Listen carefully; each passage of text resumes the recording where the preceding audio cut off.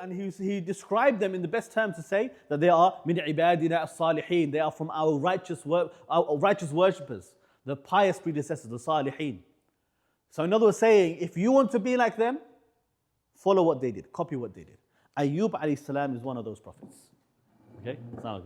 Ayyub alayhi salam was one of those prophets that Allah described as being Saleh and described him as being Shakur. And each of the prophets will have lessons for you to learn. So all of the prophets, their stories are relevant. They have different lessons for you to take.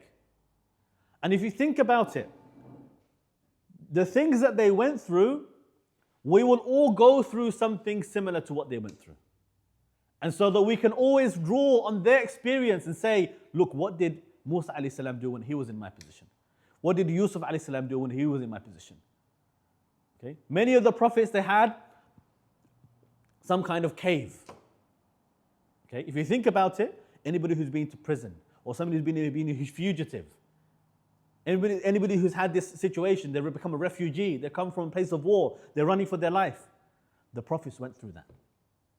The Prophet ﷺ had to hide in a cave in order to save his life, and he was stuck there. Danger every corner. Yusuf alayhi salam was imprisoned, wrongly accused, and he was left there and forgotten. Okay? Many of the Anbiya, they had a situation like this.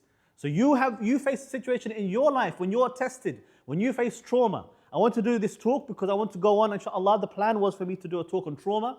A lot of people, they said, hold off right now because I've got something going on and I want to be there for that one. So I said, okay, I'll wait for this one and I will advertise it properly and I'll come back and I'll do it properly. But this is like an introduction to that topic. Because Ayyub alayhi salam's story is all about trauma.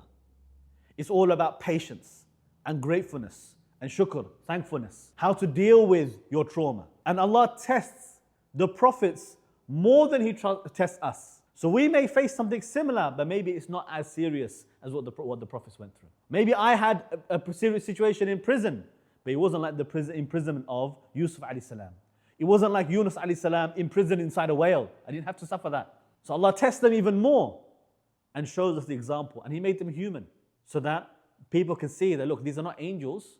They're humans like me, you and me. They have the same weaknesses. They have the same pain as we do. If he can do it, maybe I can do something similar to him.